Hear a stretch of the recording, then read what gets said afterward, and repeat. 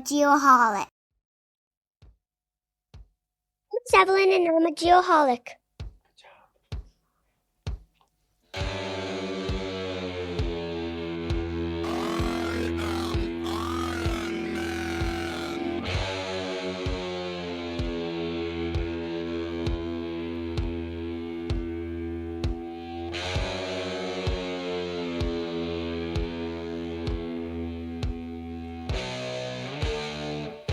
Gotta let this one play out a little bit. Oh, yeah. There we go. Yes. So good. So good. That's another one of those songs that we could use every single show. It's so good. Yeah, without a doubt. I mean, I'm another one shocked that this has never been on the show before. We have used Black Sabbath one other time, and of course it was with the one and only Larry, who is here joining us again this evening, who we're going to get to in just a minute. We got a lot to get to here. A lot of moving parts. A lot of people here. This is going to be a lot of fun. First and foremost, welcome back, Geoholics, episode 255. 255. Yes, believe it or not. Indeed. We are more than halfway to 300. We are. Well, between 200 and 300. We're more than halfway. I guess that's where I'm going with that. Sure. Of course, this week's episode is sponsored by MLID. Sorry, Larry, but we have to mention them. Have you heard about Winter Ground?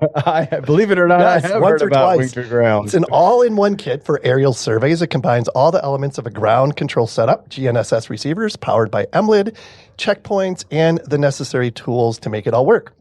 It automatically connects to the Wingtra tablet, of course, providing step-by-step setup guidance. Makes it really easy for fast and error-free base and checkpoint setup. To find out more, go to mlid.com. Let's get to some updates here. I mean, I feel like it's been a while since we've recorded. There's got to be a lot of updates, right? We have Dr. Nick with us. So, Dr. Nick, good to see you, my friend. What's new with you? Well, I appreciate the MLID plug right at the beginning of the show. That went over really well. I appreciate. There's always next year. There's always next year. No, we're doing great. Texas is hot, getting a lot of rain, but doing well. Oh, good. And the new house settling we're in. Nice. Only flooded twice. So really? That's pretty good for the first month. It's the third flood that really, sends you over the top. Oh, my word. Welcome to Texas. And Sean, how are you, buddy? I am very well. Nice. We didn't record last week. We did. It's actually been a while since we've been in the studio. It's been like 2-3 weeks, I think. Yeah. Conferences and everything else. Is this the first? Well, you guys had an episode that I couldn't make after our keynote. We just released the episodes for TopoDot. Yep.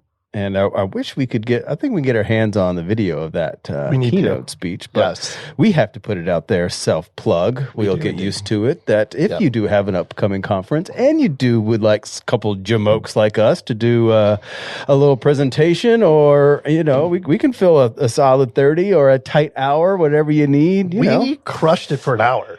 We did. We really did. And that wasn't even our best. No. That was first runs. I can only imagine how it's going to be the next time. I can guarantee you it'll get better next time. Indeed. So reach out, info@thegeoholics.com if you're interested in that. Mr. Grow, what is new with you, my friend? Oh, gosh, not a ton. I mean, not a ton that I can even remember at this point. I've just been so busy with work. It's been insane in a good way. It's all good. Everything's good. Been doing a lot of traveling. But and there's just a lot of things in the works. I'm super excited. A lot of things in the works. TopoDot Song of the Week. You know TopoDot as the industry leader in digital twin production from point cloud data, but did you know that TopoDot offers a total data governance solution for free? I've heard that's called TopoShare. TopoShare it is. Take control of your data with TopoShare. TopoShare turns your data into valuable long-term asset. To find out more, go to topodot.com. And if you listen to the latest release, day 2 of Tug 25, we have Ted's lovely wife on there. Yes, that was a great interview. Robin spent some time with us. Yes, she did. She's really the brains behind the operation, we found out. You said it, not me. What was that song? Everybody knows. I'm going to call Yeah, right. Yeah, if Ted's watching live right now, he's blowing your phone up. Yeah.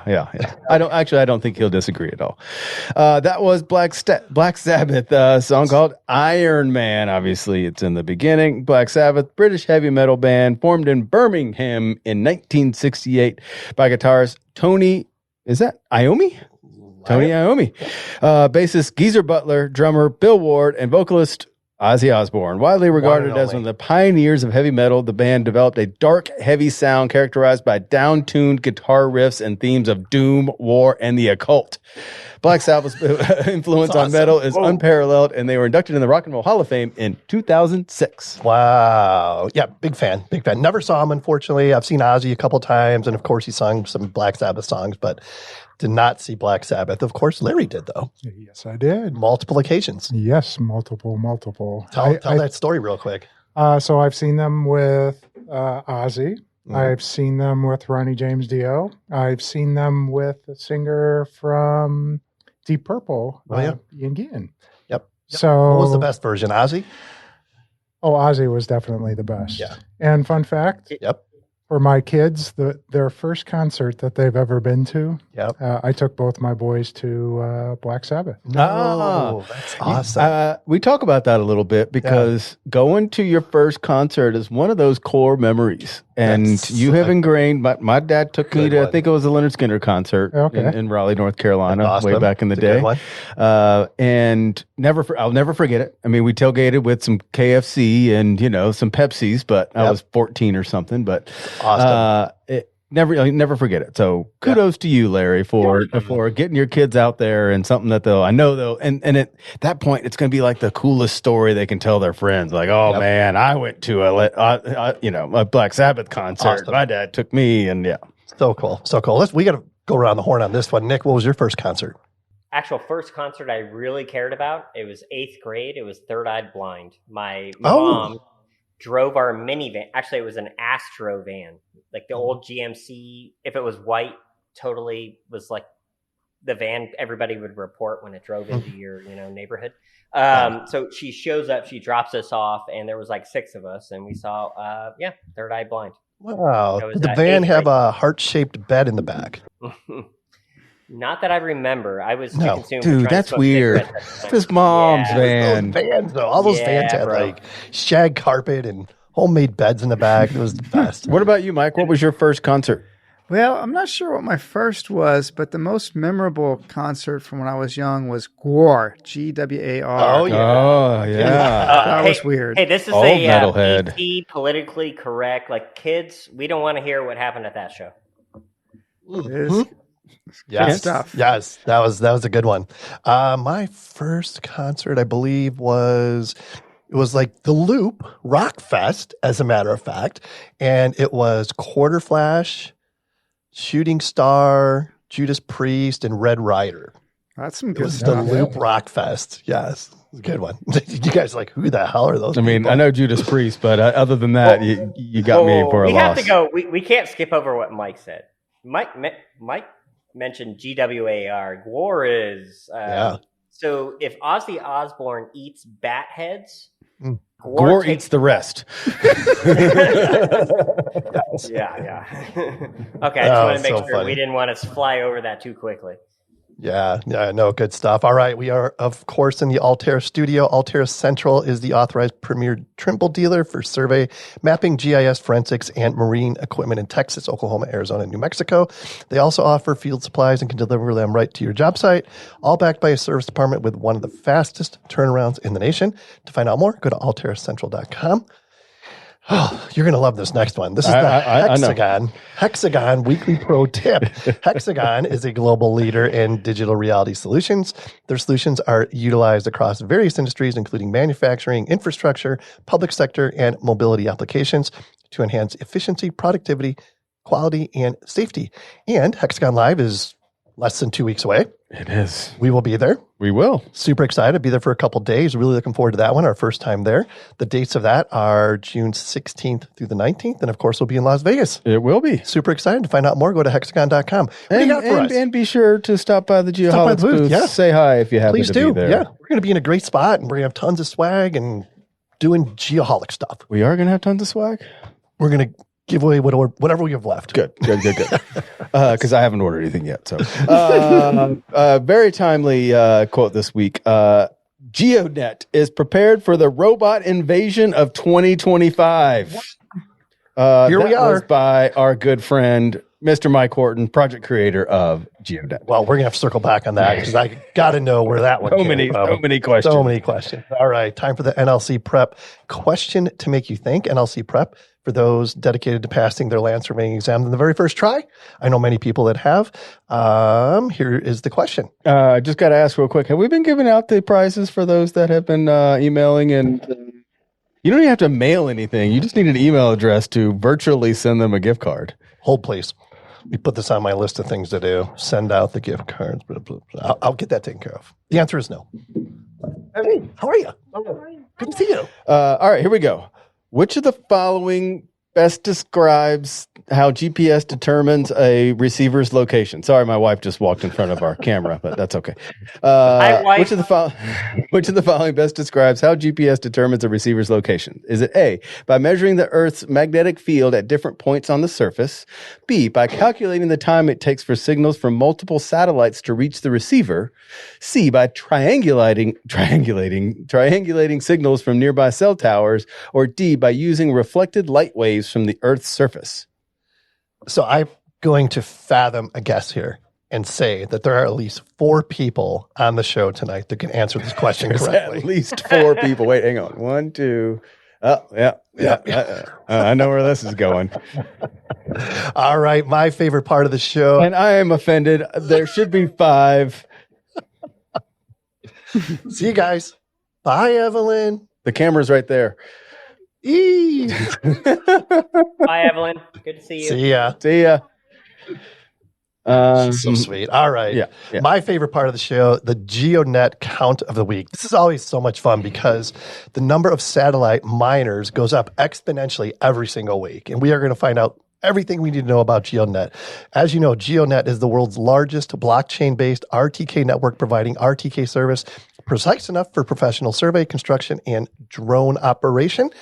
Here we go. Current count. Man, I mean, there's been a lot of activity here. If you went on the website right now, it'd probably be more because this is actually from last week because we were going to record the show last week. So, well, go ahead. Let's say it's probably more than these numbers, yes. But I'll go ahead and do it because this is the latest and greatest data that we have. Current count, 16,946 satellite miners. I bet you that's over 17,000 now, up from 16,432 last week, over 4,500 cities, 145 countries. To find out more, geodnet.com. Be sure to click on the Find a Hex tab to see if you can put one on your house or place of business and start making money. I gotta ask, update from Mr. Grow. How's that? How is that getting that miner up on your house in Pine going? We ordered 2. Oh, ordered 2. Okay, so they're en route. They're bought and paid 14 clicks, other than the 7 clicks that you did last time. So you've clicked enough to order them. Yes, and they're en route. They're en route. Okay, yes. I would expect them to show up any day. And we bought 2. Okay, so next time I go to Pine, that's when I'll put it back up. That's when I'll put it up. So I'll give you an update on that when it happens. I'm going to ask every single week what the update is, regardless of what your answer. I look forward to that. Because the next step is it's going to show up, and then it's going to sit in a box. And then I'm going to give you shit about it until you actually get it out of the box and get it in. Yes. Ken, I'm going to challenge you right now. I just got my GeoDNet antenna, and want to throw down a little wager that I get mine up like at least a month and a half before you. I will take the over on a month and a half. That's what she said. And I don't even have mine yet. So we can't start the clock. I can wait, but check it out. Okay. It's all inclusive. Yeah. Nice. All right. Well, you let me know when it shows up. And also, to be honest with you, when I heard that you got one, I'm like, this is perfect. I'm going to let Nick be the guinea pig, let him put it up, and I can learn everything that he learned while doing it and make my life so much easier. Sure. Isn't there like a special promo? There is a promo going on between GeoDNet and Bad Elf? There is indeed. GeoNet and Bad Elf have teamed up to provide an amazing offer. So for $999.99, why don't you guys just make it $1,000? What's the marketing behind that, Larry? Sounds better. It's not $1,000. It's $999. Well, so what you're supposed to say is for less than $1,000. Yes, genius. You can get the GeoNet RTK service for 5 years. 5 years. If my math is correct, that's a little under $200 a year. Just a hair under $200 a year. GeoNet is also offering to place a base station, should there not be a station, within 40-kilometer radius of your operating area with a commitment to 1 5-year subscription. Easy peasy. Find out more. Go to bad-elf.com/GeoNet. All right. We're almost there. Let me catch my breath. Our guests tonight are, of course, sponsored by David Evans & Associates. What sets DEA apart, even more than the quality of their work, is the quality of their relationships and the commitments they make. The DEA difference is reflected in 6 commitments and the seriousness with which they make them. Those commitments are clarity of expectations, effective communication, accountability, collaboration, creativity, trust. To find out more, go to DEAINC.com. Let's get these guys in here. This is going to be fun. Well, we've already heard from anyway, but now we can do our official intros. Yes. So we have Mike Horton with us. Mike was born in Austin, Texas. He attended UC Berkeley. Hobbies include Chinese language studies. Gonna have to hear about that. Very interesting. And he is the project creator of GeoNet, which, by the way, I've never heard of GeoNet. Absolutely genius. I remember when he first told us about this, I was like, I had to sit back in my chair because I'm like, what? This is an absolute game changer. We also have Larry Fox with us. Larry, welcome back. Thank you so much. You're a veteran of the show at this point, right? Is this number 5 at least? This is at least number 5. I would say, yeah. I think you're supposed to get a jacket or something when you're on here 5 times. Is that what we decided, Sean? Yeah. I think that jacket's in the mail. Yeah. You should put that in your phone with the order gift Larry cards. a jacket. It's in there. Larry's born on the north side of Chicago. Thank God. Attended DeVry, Chicago, University of New Mexico, Albuquerque, University of Phoenix. Hobbies include flying light aircraft versus heavy aircraft, woodworking, and 3D printing. He is the VP of Marketing and Business Development for the one and only Bad Elf. You know what? I just had a quick idea. Yes. You know what? It shouldn't be a jacket. It should be a Geoholic safety vest for your 5-year. Maybe. Yeah, we can do that. I like that idea. Or a leotard. Geoholic's leotard. Have you seen Larry? Yeah, I'm looking at him right now. You can I'll make go that. with the safety I'll go vest. with the safety vest. It's a safety guys, leotard. Safety leotard. Mike and Larry, welcome to the show. Mike, so good to see you. As I mentioned, where did we meet you at? Intergeo. I think it was for the first time. And Yep. like I said a few minutes ago, when I first found out about GeoNet and what you were doing with that, I was taken back. And to be honest with you, the rest of the show, it's all I could think about is what Mike was doing with GeoNet. Super excited to hear more about that. And Larry, of course, you guys at Bad Elf are absolutely killing it. Things are going well. This partnership with GeoNet makes absolute perfect sense. And before these guys get on, we have to thank both of you for being friends of the program. It means a lot. It allows us to do all these cool things and allows us to be in this studio. So we don't say it enough, but thank you both for being trusted and valued friends of the program. Indeed. You are so welcome. Indeed. So, Mike, real quick, circle back on the Chinese studies thing. How did you get? How did That's that the first thing we want to know about. How did you Well, get passionate about that? Yeah, so I started doing business a long time ago, off and on through my career. Done quite a lot of different business with China. They are a powerhouse, as you know, in geospatial technology, but also a lot of sensor stuff. So I spent a lot of time on inertial measurement. Had a company that we had a business that was kind of half DoD related, half commercial. We sold the commercial piece actually to a Chinese semiconductor company back in 2011 or so. So that's what got me started, is that whole journey. And then it just sort of became a hobby. It's kind of relaxing. There's a lot of characters to learn. You never learn them all. And it's pretty useful for business. So I just kind of got the bug and been working on it for over 15 years. It's a hard language. Yeah, I can imagine. I can barely speak English, let alone that. I like how you stumbled over that sentence too. Yeah. What? I couldn't imagine. Could not imagine. And Larry, every time you're on the show, we have to talk a little bit about your 3D printing hobby. Are you still involved in that? Have you got a new monster 3D printer where you're like printing off car parts and stuff? I still print a ton of things for all of our accessory lines. So anytime we do a new widget that holds a GPS receiver to a phone or a thing, it's cranking on my 3D printer, and it's cool. It's kind of one of those crazy hobbies where I keep modifying it, and making it better, and I'm insane with it, but that's okay. It's a healthy hobby. Yeah, for sure. A lot of other things you could do to get you in a lot more trouble. That's for sure. Amen there. Yeah. All right, let's get into this a little bit here. What inspired the creation of Bad Elf and GeoNet?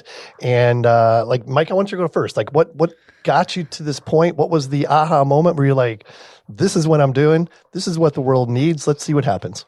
Yeah, so I've been in the field of navigation and positioning my whole career, and applying those technologies to things like automated vehicles and robotics, and also traditional applications like survey and agriculture. And the RTK signal is so powerful and so useful, but it's been pretty hard to get and pretty expensive, and there hasn't been coverage everywhere. And we saw a lot of new needs, like in the consumer marketplace, even for things like robotic lawnmowers coming. We saw the cost of the kind of core chipset for RTK coming way down, and we realized that there was an opportunity to make this something that was super accessible and affordable, and kind of something you could just expect when you turn on a device to just work, if there were enough stations. Yep. And so we started to think about how to get all these base stations out there. And the first thing we thought about was, well, maybe we could put them on cell towers. And so we called up some cell tower companies. There's one called American Tower, another one called Crown Castle. And we found out that was going to cost us, maybe $5,000-$10,000 a year per station. We're like, that's going to be expensive. Then we started thinking, well, there must be cheaper places. So we started calling around to churches and to public storage places, and we found out that was going to be quite expensive. And a lot of these places wanted permits and drawings, and we realized, man, building out a global scale network was going to be really tough. And then we saw sort of a movement going on within the Web3 and blockchain community to start building physical infrastructure. And there was a well-known project at the time, still very well-known, still kind of the OG of the space, called Helium, that was doing it for LoRa, and then subsequently has been doing it for Wi-Fi and mobile signal coverage, incentivizing people to purchase their own hardware and put up the station on their place in order to earn tokens that can be converted to cash, and that kind of represent an interest in the project. And we decided to give that model a go, and it's just taken off. And I think we now we're actually up to 18,000 stations, actually. So it's just grown. Wow. We cannot keep Crazy. up. I was 17,986 by the way. That is amazing. It's just grown and grown and grown. And the utility is really there. It really works. The stations are truly high quality, triple frequency, NGS calibrated antennas. And it's just a really good way to get the coverage and the accessibility there that then enables folks like Bad Elf to make their equipment easier to use. And also, I think it's going to enable a lot of new consumer experiences that involve high precision location. Because let's face it, without RTK, GPS just isn't that accurate or that reliable. Certainly not nearly good enough for survey work, but there are a lot of other things that's not good enough for either. Hell, I mean, half the time I try to get an Uber, it's, thinks I'm over here, over there, and it can be quite stressful. If you're in an urban environment and there's a ton of people around trying to just get your Uber to get you at the right spot. So I think there's a lot of different applications for precise location. And we hope that GeoDNet can continue to build some of those applications out. What are some of those applications that you mentioned there that are kind of cool? I think when we first talked about it, maybe I'm totally losing it, but I thought there was something about like autonomous lawnmowers or something like that. Or is that Yeah, that's absolutely there. Yeah, we're working with most of the, I think, companies in autonomous lawnmowers. There's one, Verde.ai, that you can get a nice robot right off the shelf for today. There are a number of other ones coming out. It's very useful for that. I find autonomous lawn mowing to be quite nice because it can cut every day for you. Your yard ends up looking like a golf green. So that's pretty nifty. I have to say, and not to interrupt you, Mike, but I have to say, in the last 2 weeks, the GPS-enabled automated lawnmower, has been on my TikTok feed. And no way. $5,000, I can have that in my. Right now, it's $5,000.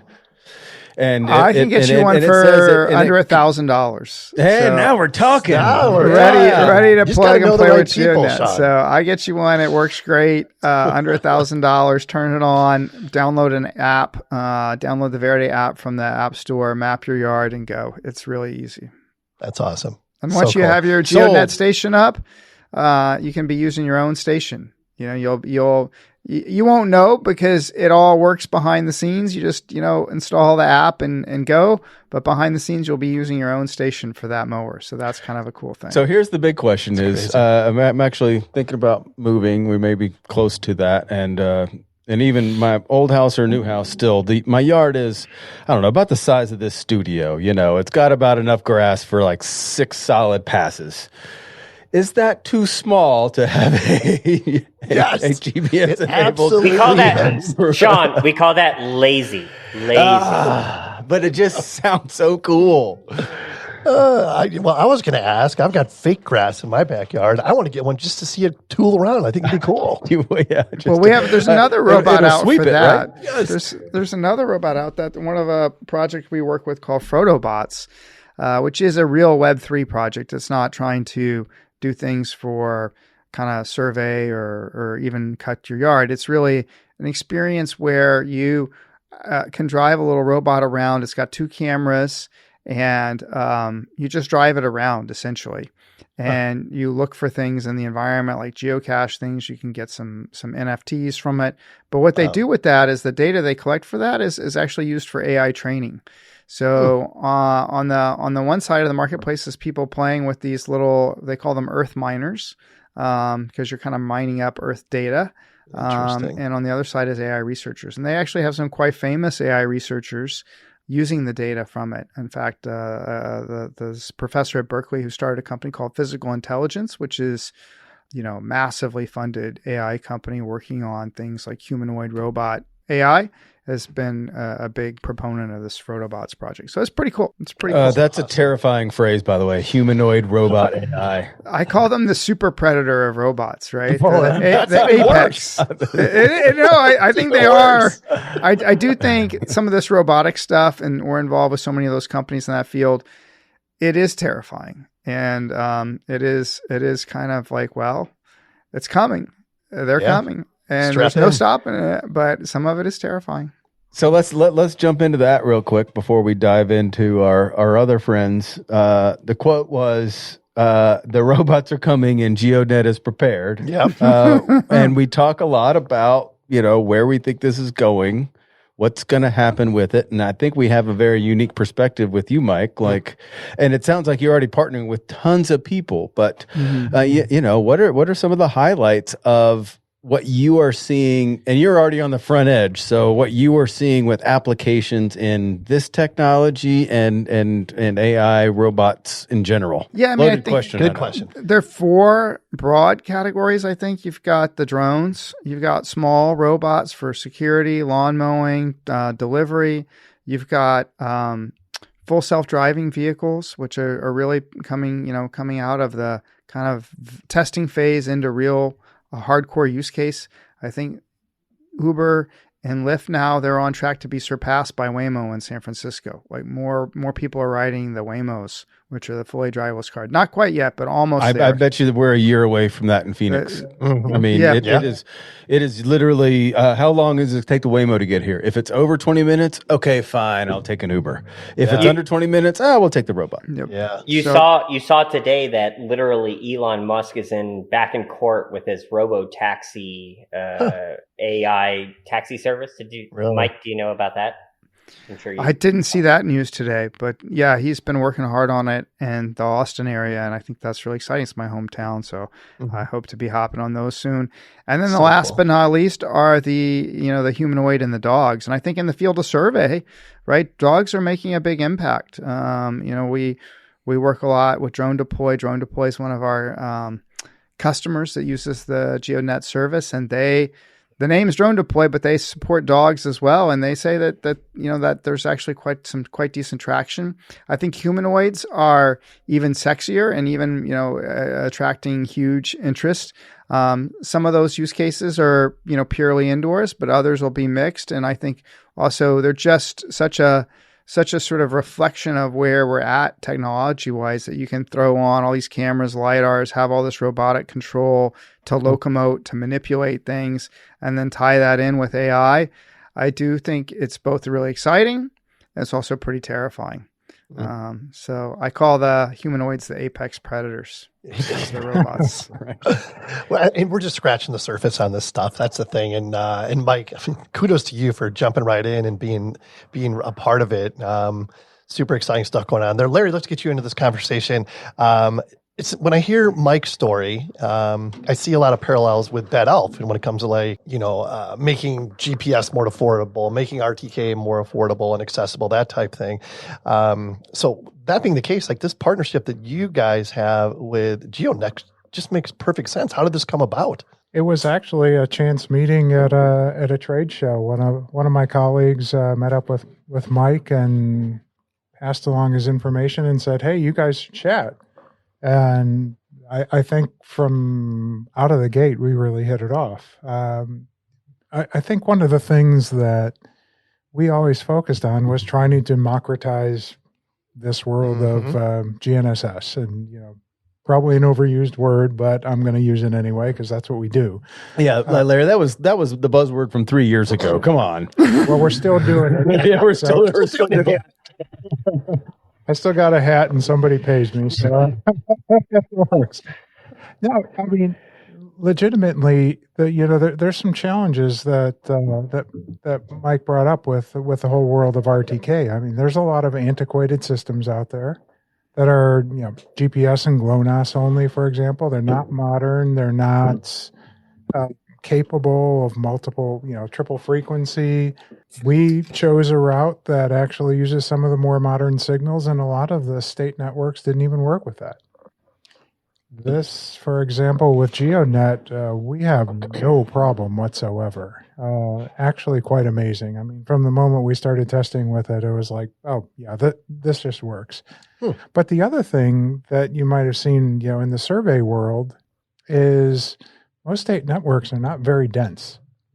So coverage, if you're in a major metro, generally not a problem. But, if you happen to go up to Pine, for example, you might want to actually have a station nearby because, everything's a function of baseline distance. And, with them having that many miners online, especially in more rural areas now, using RTK is really practical.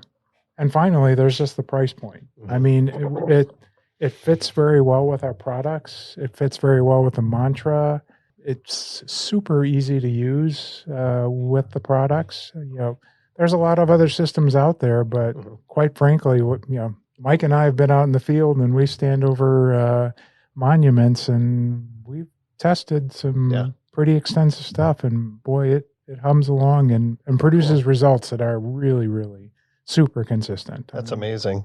Was there on your side, Larry, when this partnership came about and you were doing the testing, what was it on your end? Did you have to do some tweaks to the software in order to recognize the GeoDNet network? I mean, what does that look like? We had to do nothing. No kidding. We have a built-in Ntrip client and it just worked. That's amazing. We discovered a few things because GeoDNet does some special things with other partners that we had to accommodate later in life, but for the most part, it was almost a business relationship and not a technology thing. We were prepared. They were prepared. Their infrastructure was like a rock, and it just worked. It just keeps getting better, right? Yes, it keeps getting better. Amazing. I have a station up on top of our office, and so I have the install.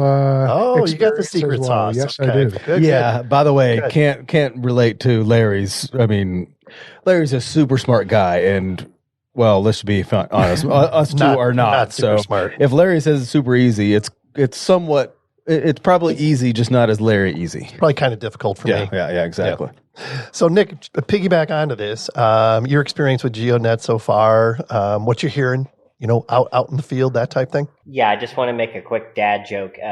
Larry said it was a rock. It was easy to build on, but it was actually a geode. There you go. That was pretty good. Yeah. And so we also have set up a base station from GeoDNet at our Bernie location outside of San Antonio. And we literally had it up in a few hours. You literally just have to run power to this thing. I bought a $25 antenna mount that kind of went out from the outside of a facade of a building around the, kind of the lip. And that was all I needed. And we were set up within a few hours. I believe 24 to 48 hours later, GeoDNet had us online and Larry was making money. I was not. But we had it set up.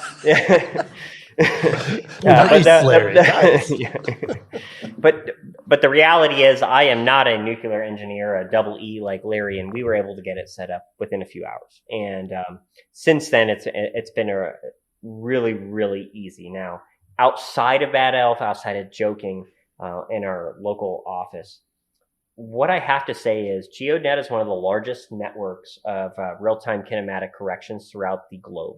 They have access on most of the continents and most of the big cities. And as you heard Mike mention earlier, there's a program in which if you go somewhere that there is not a base station, they have many ways in which they want to deploy base stations at a fraction of the cost. Something up to 90+% discounts on a base station. Because at the end of the day, from what I understand, Mike, and correct me if I'm wrong, the goal is, as we advance into the future with location-based devices and autonomous everything, we need stations everywhere. It's not we need 6 per state, cores.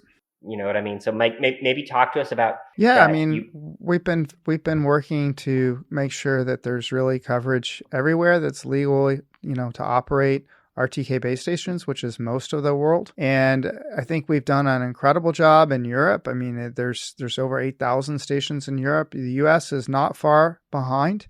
The US has a lot more kind of open space areas, and some of those are taking time, but I think we have more stations in the US than any other provider for sure. And definitely that short baseline distance that you get in most locations is really attractive for accuracy. And then we've had a lot of success in agriculture. And in fact, even the USDA runs a GeoDNet node and has done a lot of work on GeoDNet and has been, really promoting it with small farmers. And that traction in smaller farmers is really helping fill in rural coverage. So you see them popping up all the time. I think over 200 were installed this season alone.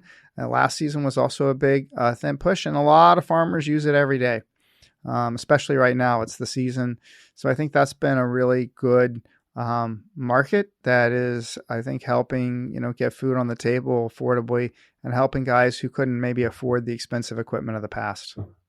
And I just want to jump in there too and you probably have this data, Mike, but what we were just saying, it was 14,000 last week or 2 weeks ago. Now it's over 18. So as you're seeing this, after you get past let's say 15,000, the new ones that you're seeing, is it predominantly going further into rural areas, or is it more in the urban hexes?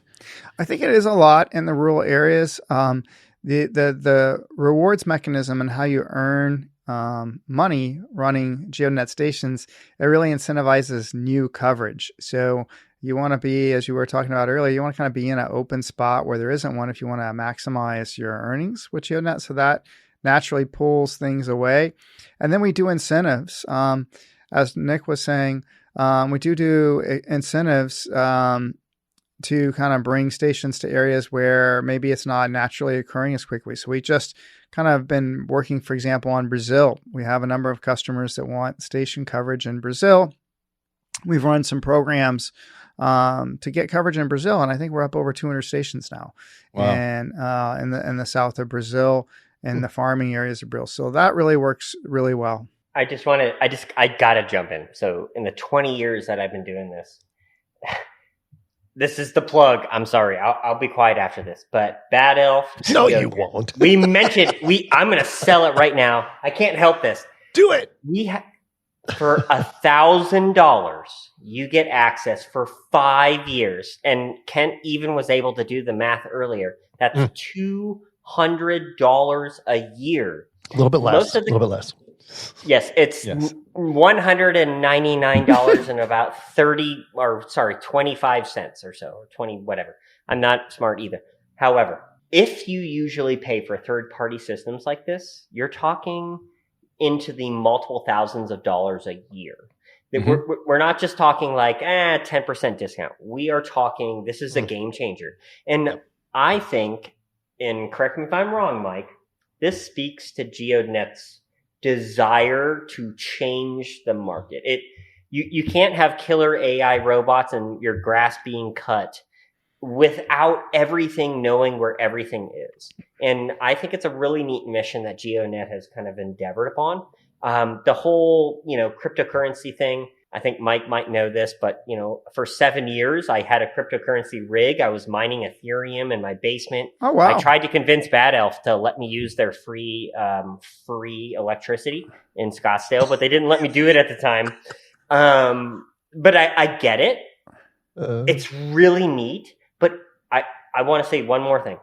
You don't need to get involved with the cryptocurrency side of this. That is one side of the business that's really neat. If you are a state and local government, if you're a federal agency out there and you just need service, you don't need to get into a model where you're trying to make money off of it. You can get into a model where Bad Elf and GeoDNet will support your devices, right? You need to deploy 500 devices of RTK. We can do that. So I just want to say GeoDNet has kind of changed this game. It's epically affordable, and we need this as we kind of traverse into this world of mixed reality, augmented reality, things driving itself. So yeah, there's my pitch. Sorry. And that's well said, because I want to jump in. What just to piggyback on what you said. You said a couple thousand a year. What not only that is, if you're a business manager like me, is managing multiple businesses, and okay, we need some survey equipment, and we need whatever. A lot of times they just slip that shit in there, like, oh yeah, by the way, you need a $2,000 whatever service to make your GPS units. Like there are other options out there, and especially shouldn't be as expensive. And I love that this model not only is much more attractive to get into from the beginning, but it's meant to extend coverage, not just kind of silo people of like, wait, no, you have to have this. If you bought that equipment, you have to have this, and that's it. And that's not the case. So this is privatizing RTK, correct? Yeah, it's privatizing. In a way, it's making it a public service too. You can think of it a bit like when you use the internet, right? There's a service called the DNS, which maps your domain name like geoholics.com to some IP address. And that service is supported by computers. Anyone can run a DNS server. Anyone can set one up and run it up. And that decentralization of that service makes it very reliable. So, if someone's computer goes down, you can still find geoholics.com because there's many, many DNS servers in there. That's kind of the way we think of GeoDNet. It's a protocol that allows people to run these stations and contribute the data. And then we're managing on the back end a set of servers that are checking all the data, that are calculating all the precise coordinates, getting them into the data, making sure that the data is reliable before it's served out. But that's all kind of decentralized and run in the network. And that keeps the service reliable, and it lets it scale. When you go set up a station, you don't have to call us and say, hey, I'm adding a station here. It all takes care of itself. It'll automatically come online. It'll automatically get its precise coordinate. It'll automatically be in service. And if something goes wrong, it'll automatically be taken out of service. So you don't have to lose sleep at night thinking about, is Joe's station going to be online? No, it handles all that for you. So I think because the world is big and this is geospatial, it's not easy for even a huge company to manage tens of thousands of stations. It's just not easy to do that in a centralized way. You need a marching army to try to do that. And there's a lot of things that are localized that just in terms of logistics and payments and things that are so much better handled at a local level. And by using a protocol, which is really what a blockchain element is, it allows that to happen reliably without a central party in the middle. GeoDNet, the sponsor of the GeoDNet Count of the Week. That's right. GeoDNet is a decentralized real-time kinematics, better known as RTK network, that leverages blockchain technology to provide high-precision geospatial data for applications such as automotive, navigation, professional surveying, agriculture, and Web3 gaming. Yeah, that's right. The network comprises a global array of roof-mounted satellite miners, low-power GNSS reference stations that collect and transmit real-time geospatial data. Still got to get myself one of those miners. I know, it's coming. GeoDNet's infrastructure offers centimeter-level accuracy by correcting GNSS data errors, enhancing the precision of devices like drones, autonomous vehicles, and IoT applications. You got to check these guys out. To learn more, simply visit geodnet.com. Bad Elf, another OG. Oh, yeah. No doubt about it. Bad Elf's line of GNSS receivers empower GIS and survey professionals to collect high-accuracy field data using any phone, tablet, or laptop. Their products work with any location-based app running in iOS, Android, and Windows. That's right. Their flagship Bad Elf Flex GNSS receiver is the first survey-grade receiver to support a flexible, pay only the accuracy you need daily token model that minimizes upfront costs and eliminates monthly subscriptions. Hear, hear. Now your entire team can collect high accuracy data when needed while staying within your budget. To find out more, visit bad-elf.com. Do you have something, or I got some? I mean, I have a thousand things, but go ahead. I got a few things too. So, Mike, real quick, you mentioned like the USDA get involved and stuff like that. Follow you on LinkedIn, of course. And if anybody's not following you on LinkedIn, be sure to connect with Mike Horton on LinkedIn. And you're like, I see you like you're on Capitol Hill, in front of different committees talking about different things. Can you fill us in on some of the cool stuff that might be going on at that level? Yeah, well, I think that there are a lot of new use cases coming up for Web3 and crypto, and GeoDNet has risen kind of to the top of that stack as one that it's easy for, I think, the legislators to relate to and understand how it's providing a public benefit. And so that's called us up to testify about the use cases of real world use cases of crypto. And that's where that came from. And I think it's going well. There's a specific bill that's being worked on by both the House Financial Services Committee and the House Agriculture Committee, which is kind of comes from the commodity side. So one of the big debates in crypto is a token a security or is it a commodity? And anyway, that's all going on. And there's a bill called FIT 21, which is like a financial innovation and technology bill that will set up what's called market structure, which will further kind of make it easier to determine whether a token is a commodity or a security and how it's there and regulated. So that's all going on. And those are the hearings that are taking place. And most people anticipate that sometime either before the end of the year or early 2026 that will pass. That will further legitimize the use of Web3 across a wide variety of applications. So we're really looking forward to that. It is kind of frustrating when people look at crypto and they're like, oh gosh, it's just meme coins and people, kind of scamming each other. There is some of that in there. Admittedly, there's some of that in there, and I'd love to see it go away. And the way to get it to go away is to have good, sensible regulation that says, look, this is what you can do. This is what you can't do. I think it's pretty clear.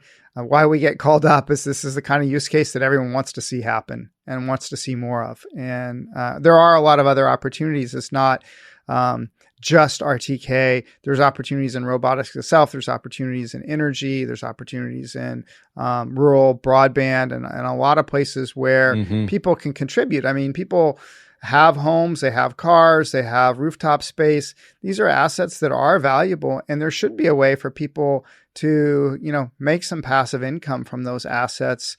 And I think that's really great. And I think blockchain is the way to kind of make those things happen. Yeah, no doubt. Well, you guys, Larry? Well, I want to piggyback on it because the reason why we got so enamored by this was, I think this is the first time you finally like connected something tangible to crypto. Like it was like you finally got it. Like, oh, I can now understand kind of what this is. And is that, Mike, what you're seeing now is what's in the kind of the future of that market is more application to something that people can actually relate to other than memes and just let's call it fake stuff. I think it's really important that the industry, and I'm really excited to see this Fit 21 bill being worked on.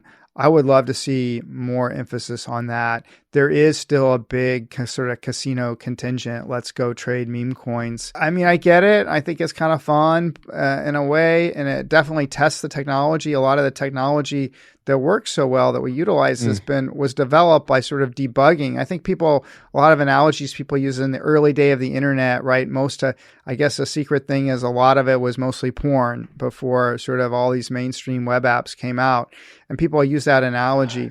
And I hope that's the way that things evolve, that there's more and more use cases like GeoDNet. And it seems to be headed that way, and certainly good legislation will help that. Go ahead, Nick.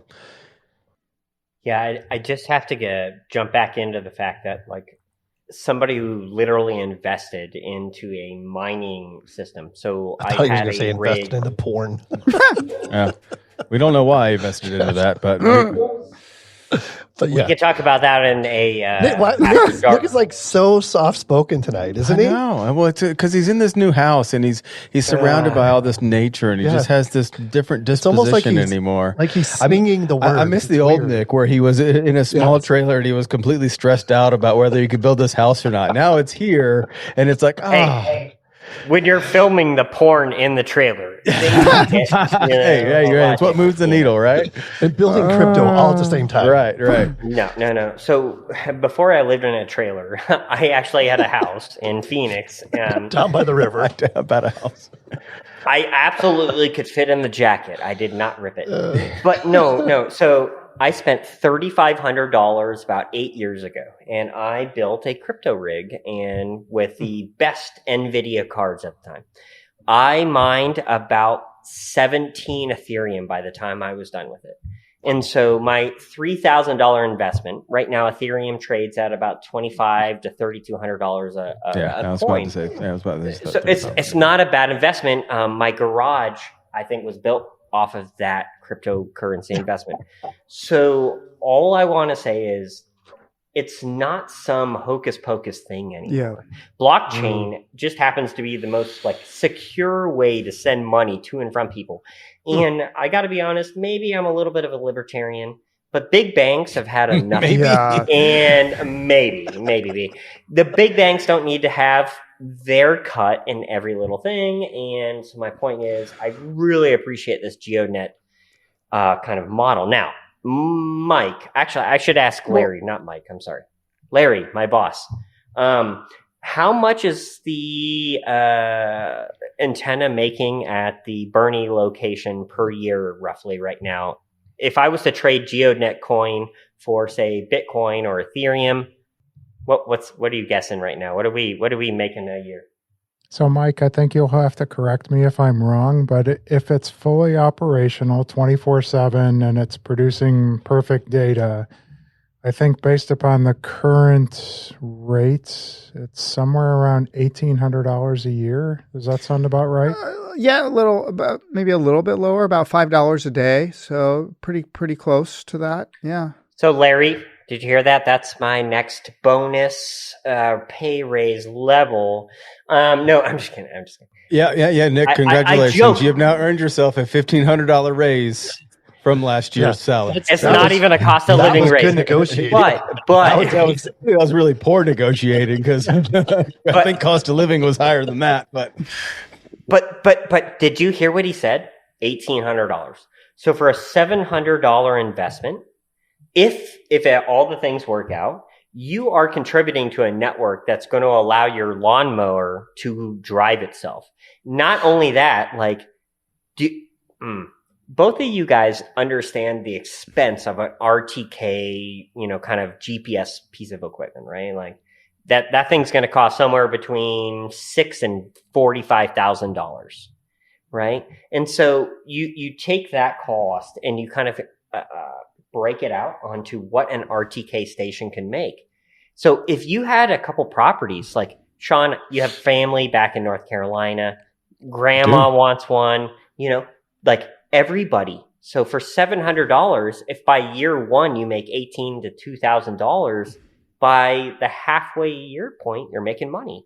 And so tell me the stock market that is that stable.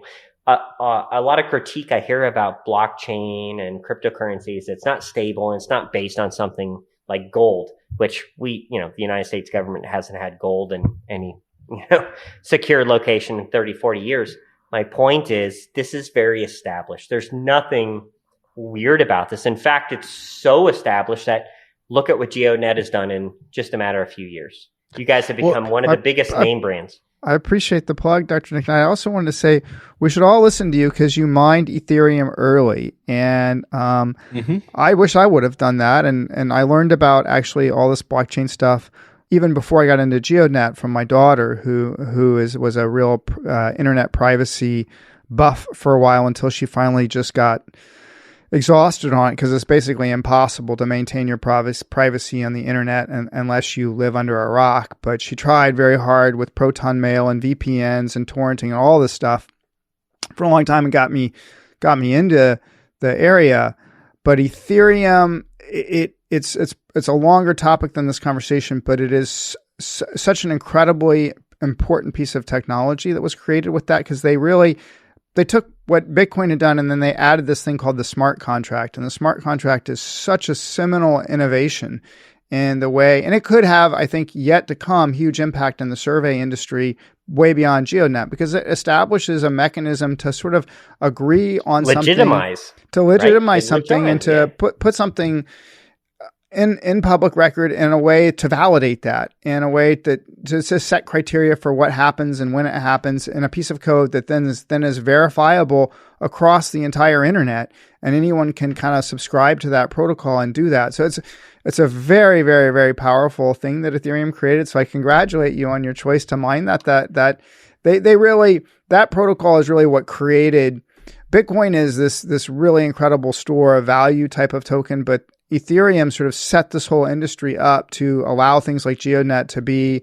There's subsequent innovations and faster chains like Solana and many, many other chains that have come out of it. But the Ethereum project really, I think, did some amazing innovation in just what can be done with computers and computer science. So I want to jump in and I'm going to cut off Nick and I'm going to cut off everybody because we can talk about this for a while.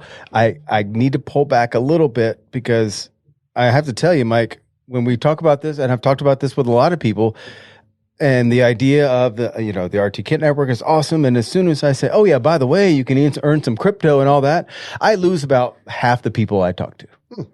Yeah, so don't bring it up. Don't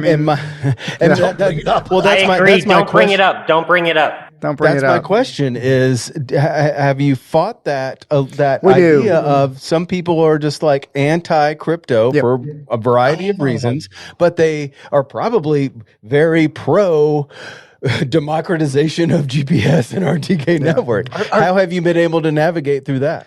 Yeah, I mean, I think we don't bring it up when we go to Energeo. If you go to our booth at Energeo, we're not talking about crypto. At CES, we're not talking about crypto. It is useful when you're trying to build the supply side, build what we call a supply side, meaning the number of stations. But we don't bring it up proactively. It is something that people are becoming more accepting of. I think there's a realization that this stuff is here to stay and it has utility. And I think the regulation will help that, but we don't proactively bring it up because not only does it sometimes people have a negative reaction to it, but it's just not necessary to know about, and it can confuse people. Like, oh, do I need to have a crypto wallet? Do I need to mine? No, you don't need to do any of that. You can just use it. And part of the hope I have with the bad elf relationship is that, it starts to just become part of the equipment. Like, why do I need to enter in all this in-trip information every time and try to figure out which network to connect onto and which datum to use? It's really unnecessarily complicated. And if the service were just available everywhere and affordable, you could just build it in as part of the equipment cost. And that's really what, the reason the 5 years I think is sort of magical is that's kind of probably, after 5 years, you might be upgrading your equipment anyway. So just make it part of the equipment, turn it on, and just get centimeter accuracy. Are you saying I don't have to worry about what datum I'm on if I just get a GeoDNet subscription and a Bad Owl Flex? Maybe not quite yet. But Larry, don't blow your load. Sorry. But tell us how we make things easy. There's only so much I could share right now, Nick, but the answer is that they do take care of that. So I will follow up. See, I think that's a big point, guys. Yeah, I mean, I know when I teach at ASU, I pound relentlessly on that particular topic. I know you're covering that stuff up. I'm okay with that because I work with those folks as well. U of A is good, but it's okay. You can own your colors. I'm going to own my colors.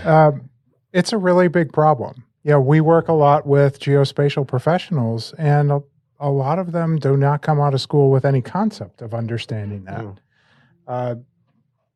GeoDNet does a fabulous job at supporting multiple datums. Now, I do have a follow-up question at some point, but we're going to get off topic. So I did want to say one thing, though, for Mike, and maybe you can lean into this a little bit.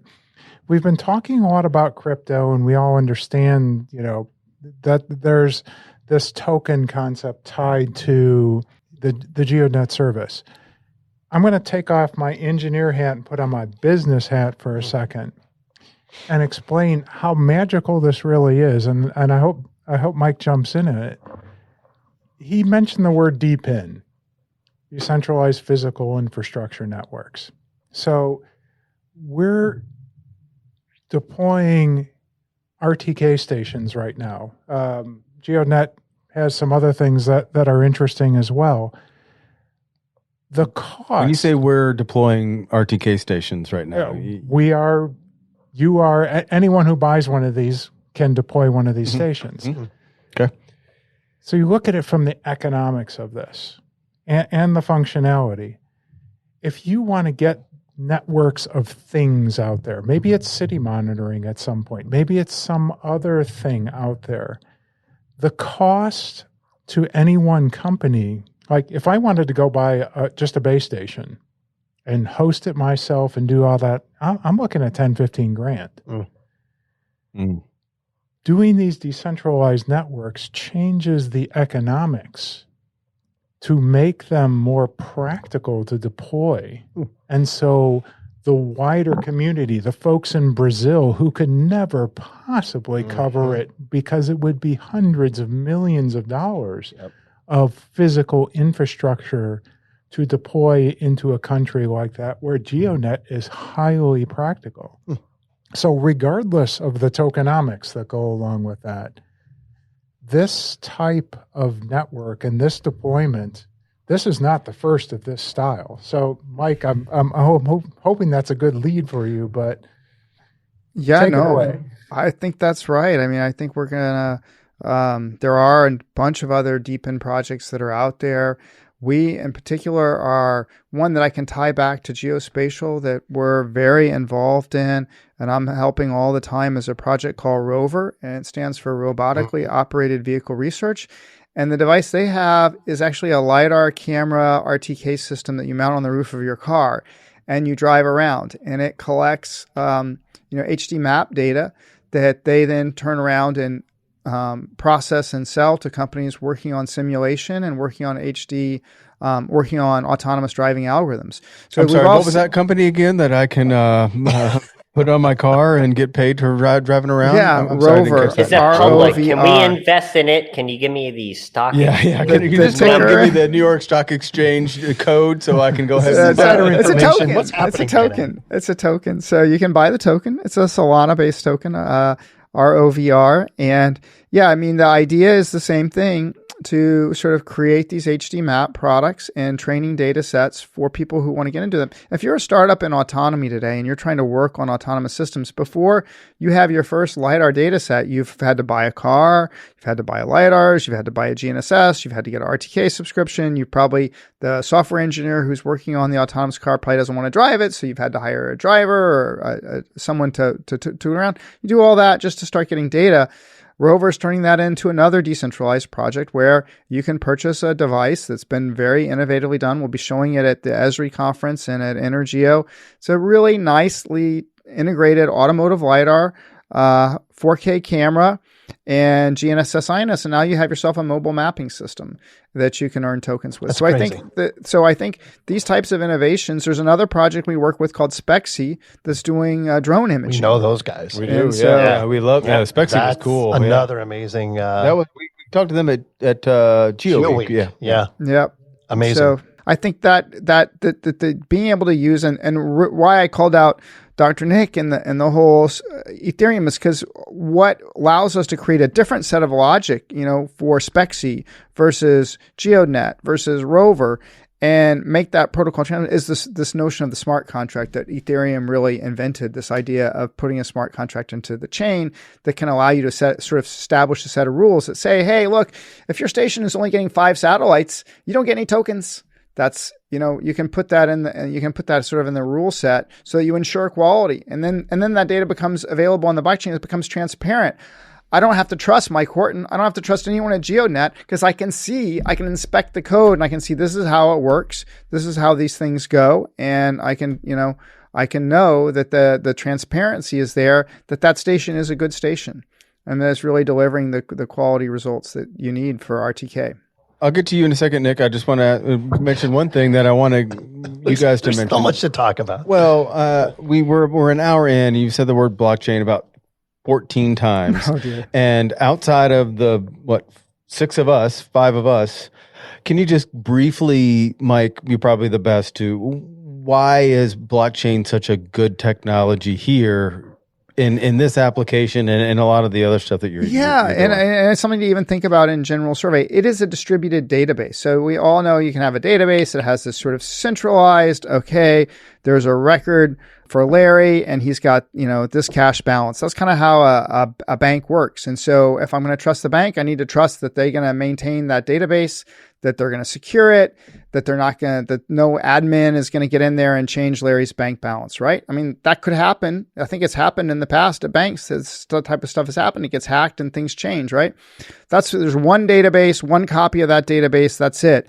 And a blockchain, you basically, every node that's running gets kind of a copy of the database and they're synchronized through the chain. That's the sort of chaining of transactions that happens. And anybody can run that database. If I'm running a node, anybody can run that sort of set of code that maintains that. And now it's decentralized and it's distributed. And that's really the best way to think about it. It's a blockchain with it's a database with many copies out there that are synchronized together through the chain. And now if one guy starts acting bad, there's mechanisms in it that'll kick that node out or punish that node for acting bad and get it off the network. So it's a way now when you think about it in the banking analogy, which is a really clear, I don't really need to have a bank account to have money in the blockchain. I can put my money, I can have a USDC or USDT. These are stable coins, dollar denominated coins. I have that in the blockchain. I can access that capital. I can transfer that capital and I don't need to have a bank account to do that because it's in the blockchain and it works. And it's very magical in that regard. And that's like the first step you have to understand that before you go in past anything else, because that's the thing that makes all this trustworthy, right? Mm-hmm. Yeah, very true. Larry, it seems like you've been chomping at the bit over here. What do you got? So I'm going to switch gears a little bit. Yeah. Well, good timing, Larry. Thank you. Appeal to the survey and geospatial community a little bit. One of the things that's unique about and any cores network, something that's providing is the stability of the network.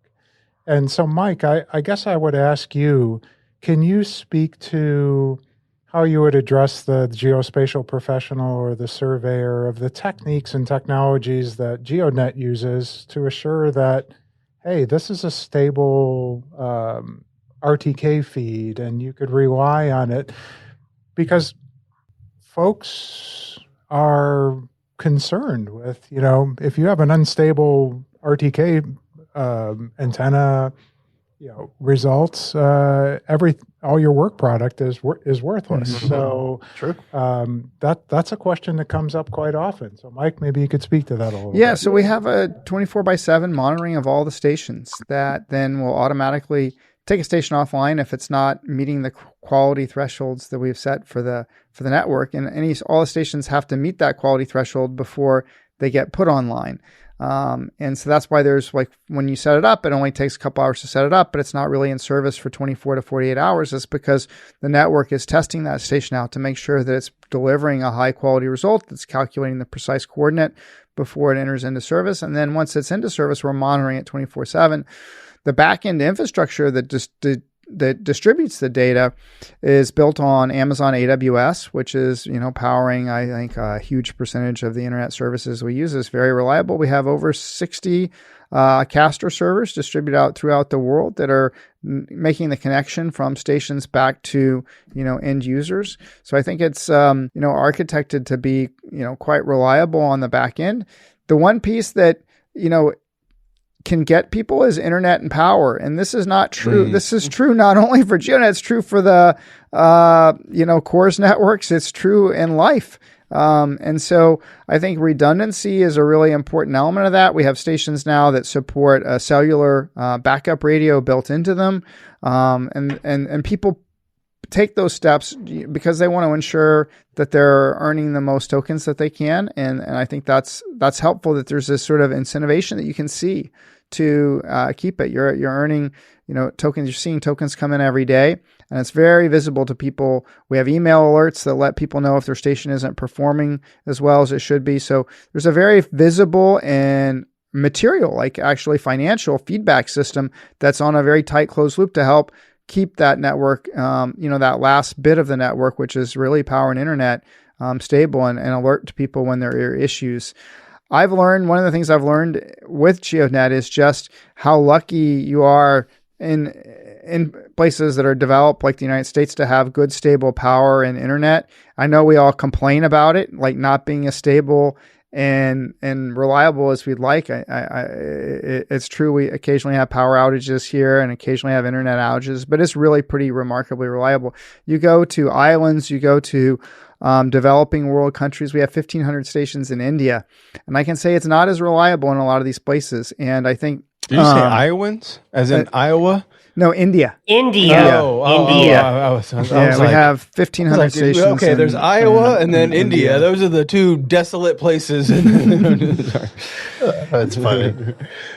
Power, but actually, and no joke to Iowa, but rural locations do have lower power reliability. We've seen that. That's a real thing. The grid, it is something to be reckoned with, and redundancy is a huge part. Having a lot of stations really helps this, because you often have kind of isolated incidents that then you would never see as a surveyor. You never see that because the network there's enough stations. It just works all the time. But those are the key points, Larry. I think we are publishing a paper for the next ION conference, the Institute of Navigation conference. That will be the ION. Yeah, ION, Institute of Navigation. It's a big conference on satellite navigation that it'll be in Baltimore. They have it every year, and we published our initial white paper there that kind of got the whole project kicked off. It's an academic and government conference. And we're publishing a paper this year that's been accepted on the reliability of GeoNet and all the work that we've done, and how, real empirical data that backs that up. So I think between the transparency that we provide and the actual real reliability of it, it's going to be quite a novel paper, just showing, look, we've scaled this now to, over 15,000 stations now, 18,000 stations a week, a huge number. We have an awful lot of data that supports this thesis that a decentralized approach is actually more reliable than a centralized approach. And we'll be publishing that paper. I think it comes out in September, and that'll really formalize a lot of these results. That's amazing. So how do people keep up with all this? What's the best mechanism to do that? Well, we publish a lot on YouTube ourselves, and I've been trying to publish a podcast a bit myself. So I think YouTube is I think our very best channel, because it's got all kinds of information on it. We also have X. We have LinkedIn. Those are I think 3 good ways to follow the project. Definitely social media is a good one because stuff's changing all the time, and we're trying to produce content all the time to kind of help people understand how to use it with drones. I think in the survey space, drone usage is really growing, and GeoDNet is very popular in the drone community. Real quick, why is that? I think because a lot of guys were setting up stations before. So the mantra that DJI has sort of said, and I think there's a really exciting trend to get new drone suppliers. And I'm working all the time on this to get new, more diverse set of drone suppliers. But let's face it, up until recently, DJI has been the main kind of guy. And DJI set a mantra that maybe up until today. Just look at the news today. No, I will check the news. It is a very real time evolving, and I am, like I said, passionately working. I just published a blog on our robotics roadmap, and I am working feverishly to get kind of new drone suppliers and new drone. Really, GeoDNet's directly involved. We're working with Spexy to actually get a GeoDNet ready drone put together, made in USA, completely. Yes. I was just going to ask. Yes, I think it's super important. I think we have ideas on how to make it even better than DJI, how to make it easier to use, how to make it more sustainable.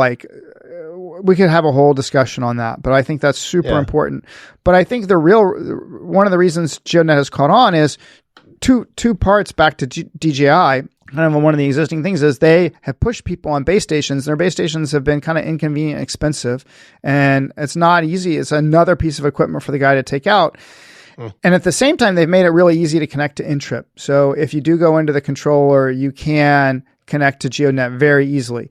So they have a lot of people out there doing work with DJI drones and RTK. They've made it easy to connect to GeoDNet. They made it relatively expensive and inconvenient to use their base station. That's made it a ready-made market for a lot of drone guys to see the benefit of connecting into a permanent reference network as opposed to hauling out this $3,000 plus base station, setting it up, hoping it doesn't fall over during the flight. Because when you're flying the drone, you're not paying attention to your base station.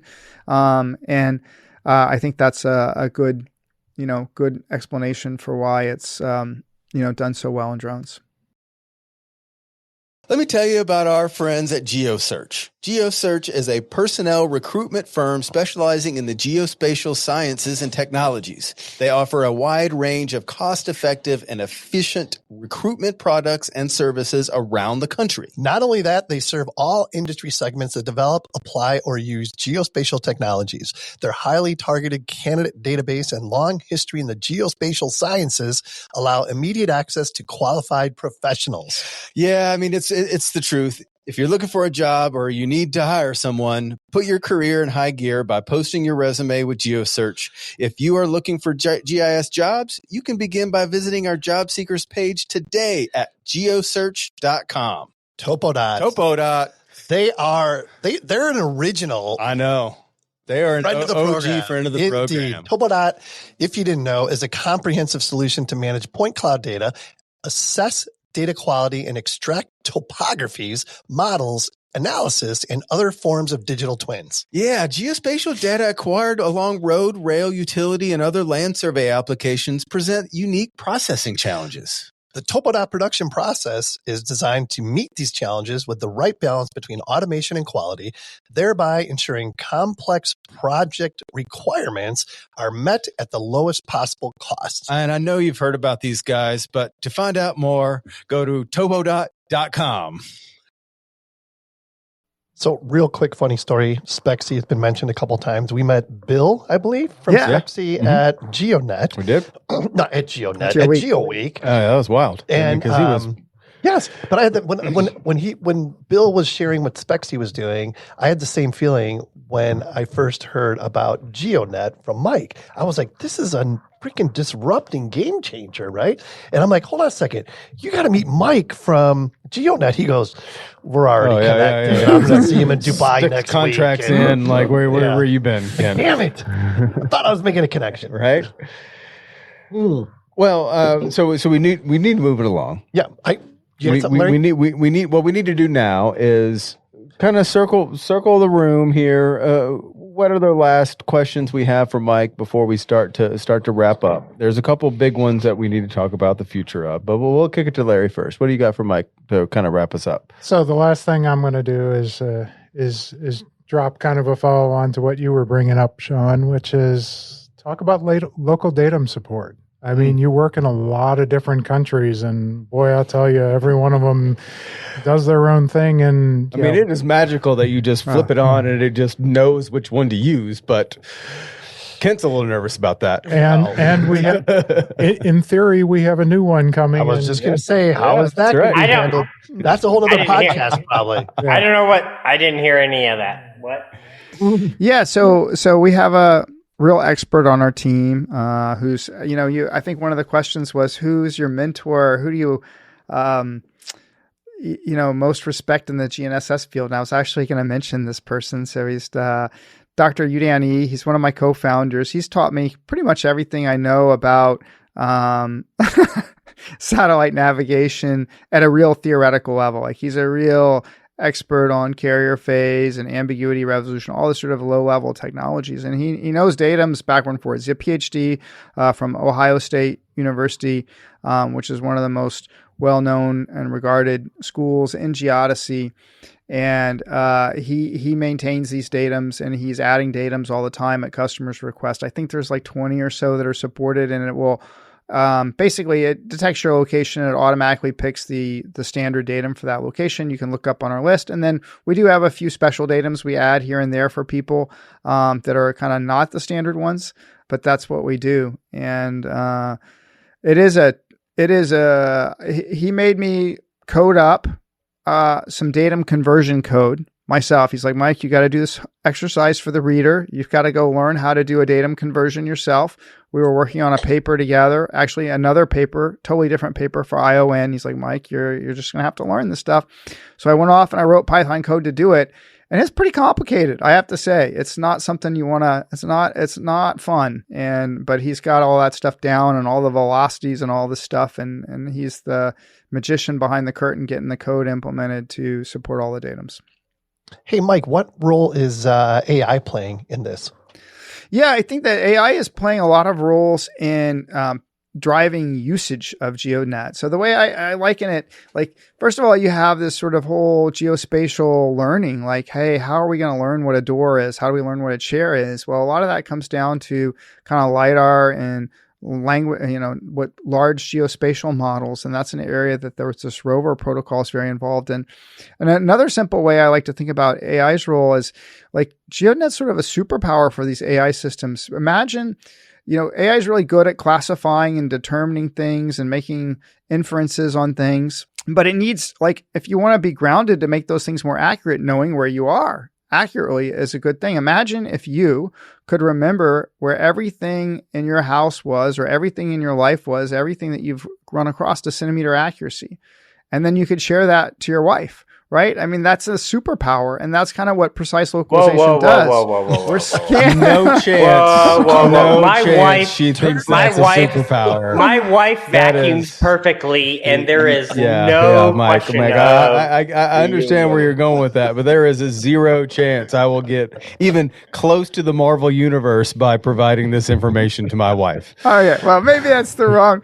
But a robot can walk through with a LiDAR and RTK, scanning the world, and then figure out what all these things are, put those in their exact locations, remember it forever. They don't forget, right? And they can share it with another robot and give that robot that same intelligence instantly.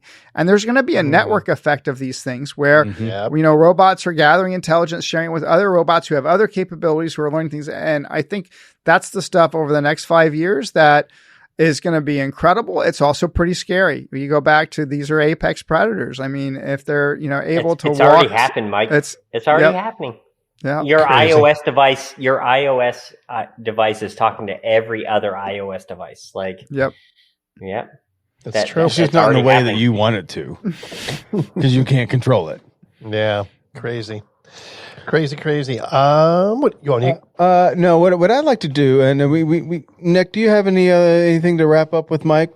before we let him go? Any last questions? Because I do. There's one question I always ask Mike at the end, but before that, I think it'd be a good idea. This is an amazing episode. I think this is more time than we usually spend, but still very valuable. I feel like we're going to have to say a prayer or something. Well, I just think that I usually ask, where is this going? But I want to get the perspective of all of us on where we think what Mike's talking about, and not really you, but the other three guys of where they think kind of the future is going. So I'd like to kick that around before your last question. Good.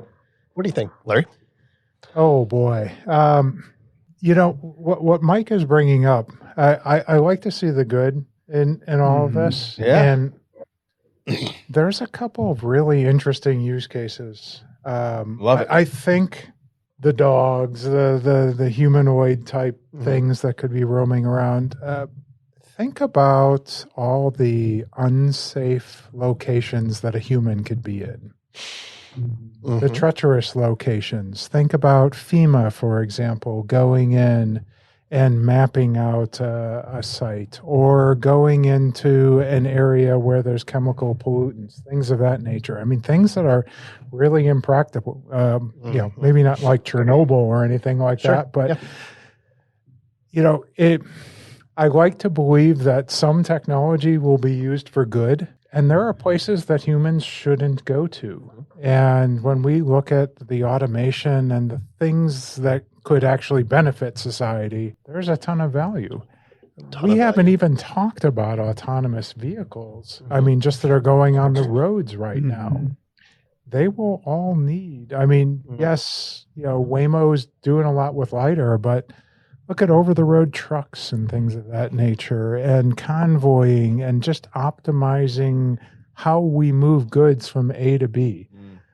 We are babies in that world right now. And in 10, 20 years, we're going to look and it'll be like my rotary telephone compared to what we're going to see there. So that's my gig, and I'm sticking to it. Yeah, no. I can't argue with that. Nick, you're up. All right. First off, go Gators. Ohio State University sucks.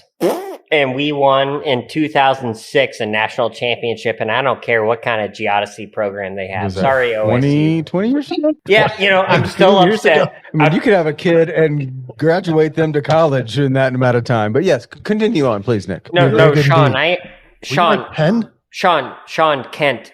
No. Try again. 2006. I'm 41.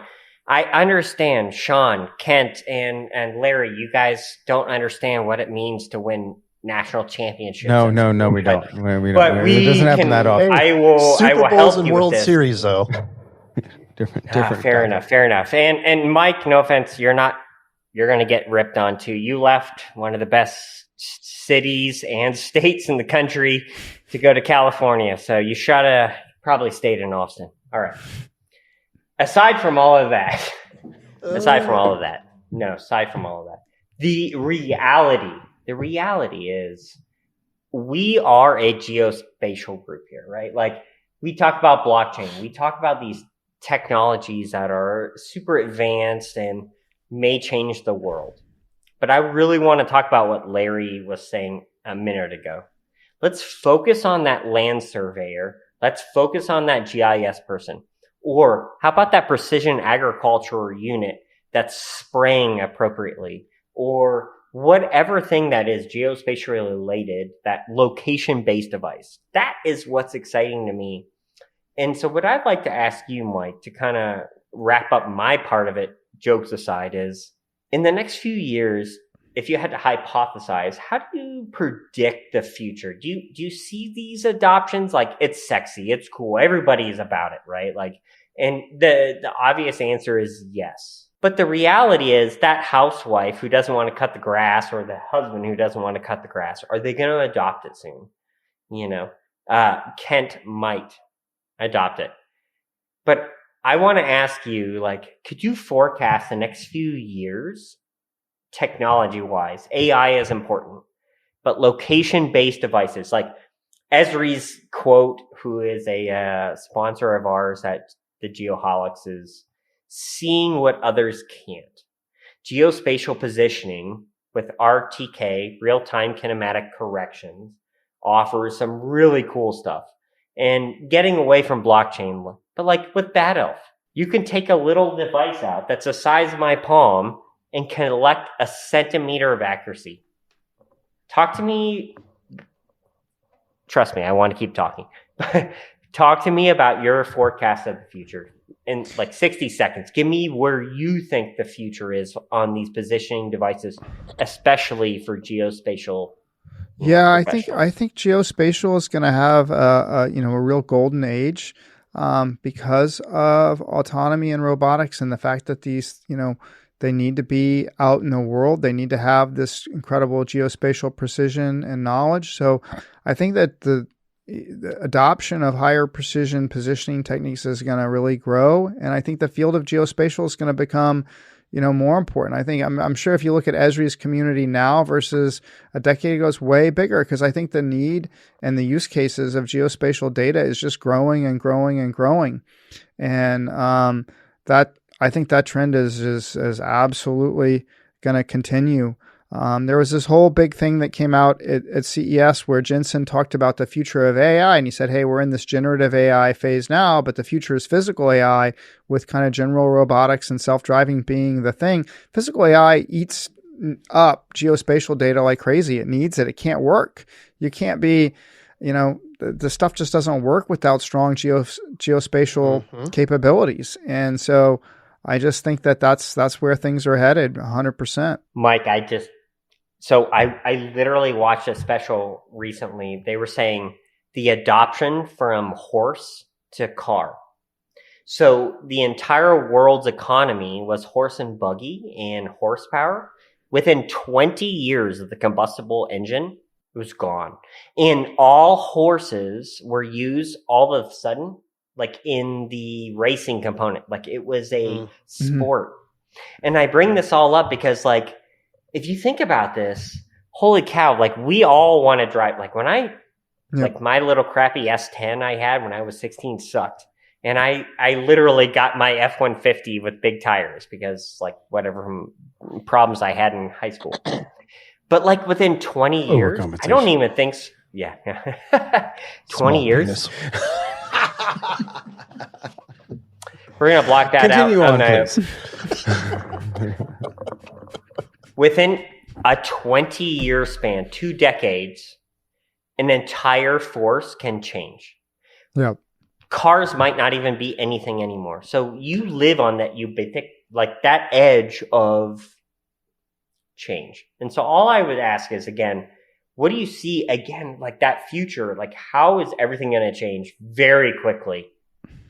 I just think these services are at 20 years is probably longer than it's going to take for, autonomous cars to become a very dominant mode of transportation. It's probably right at 20 years is what I'd guess. And I think we all today have all these phones and gadgets with screens. I think we're going to all have a whole bunch of robots. Most of them won't be so fancy and so complicated, but the technology, the sensors, the positioning, the AI, it's all kind of there now. So it's just a matter of just a few years before a lot of these things that are kind of mundane things just get automated, and we're going to have more time to do creative work. And we're going to be working with AI to do creative work, which is what's even crazier. That's why I do think there's a sort of cycle that comes with it. And I'm pretty optimistic on it. I will say I worry about it a lot. I think it's it's all stuff could all go pretty bad too. So I hope that things like blockchain and the transparency that it can provide help kind of keep things in check. But I don't think whether we like it or not, I think it's just coming. It's just coming in a big way. So Amen. True. So true. So Nick, my last thing, and you can go. I got one thing. My only takeaway is not even a question. I think we'll all get some head nods. But in the traditional surveying world, when you have a 2-man crew, you have an instrument person and a crew chief. Sure. And I have to say, it sounds like from this conversation, that instrument person is going to be a dog in a very small time. Hey, so last year, it's a humanoid. No, well, why would you even want a humanoid? The dog is smaller. It's more nimble. Hey, and you don't have to worry about it, but not holding the rod straight. It's like, hey, dog, hold it straight, and it'll freaking do it because it knows where to go and how to hold it straight. Why would you even want a humanoid when you can have a dog? Last year, easier to train. Anyway, last year hold on. Last year I got the privilege to give 3 different keynotes across the country. And the quote I gave was, artificial intelligence is not going to take your job tomorrow. Somebody using artificial intelligence will take your job tomorrow. And so, dogs might be... Yeah, I'll leave it at that. I'm done. I'm muting myself. I love you. Hey, Nick, real quick. I'm glad you brought up horse and carriage, because if it wasn't for the horse and carriage, we wouldn't have NASCAR. Right? No, I thought that if it wasn't for moonshine, we wouldn't have NASCAR. Oh, Ryan Preece. Yes, so it's literally back to NASCAR came around because Prohibition. We had to outrun the police. And Ryan Preece is awesome. And it's another conversation. So come meet a geoholic at your next conversation, convention, trade show. We're everywhere. Come talk to us. Indeed. Excellent. Great job, Nick. All right. My last question is this. Larry, I'm going to let you go first. So what is the legacy when you're gone, what's the legacy you want to leave behind when it comes to Bad Elf? I'd like to say that part of the reason why I came on to Bad Elf is because I wanted to do things differently. I just really want to do things differently. And it's about being out with people and listening to my customers. There's nothing that makes me happier than to go, man, you're doing something cool. Yeah. I wish I could split myself off and take a little piece of Larry and have him do that cool thing. Little Larry. A little Larry. So he gets a chance to grow up and maybe make some choices that are a little better than Big Larry made. Well said. LL. Love that. LL, baby. LL.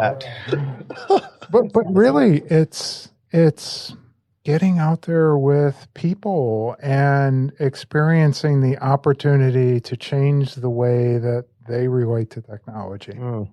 Yeah, super powerful. So how about you, Mike? What's the legacy you'd like to leave behind when it comes to GeoNet? I think it's tough to top Larry's summary there. So I think in general, trying to make technology easier to use, hopefully make it more fun, bring new opportunities for surveyors to do their work, to use drones, to use mobile mapping systems, to kind of just make the technology accessible in places that maybe don't even have good survey equipment yet because it's too expensive. I think these are the things that get me excited. I do have a big passion for the developing world and seeing, new tech get into developing locations. It's something I think we share a lot with Bad Elf. We talk a lot about how to bring the technology out to new locations, get it set up, get it working for folks. Well said, for sure. Well said. No doubt. Anything else you guys want to get out there, Larry, before we let you go? This has been an amazing conversation. I can't believe we're an hour and 40 minutes in. I feel like we got another 2 hours in this, to be honest with you. Sean's got to go. Well, we'll have to put that as I don't have to go.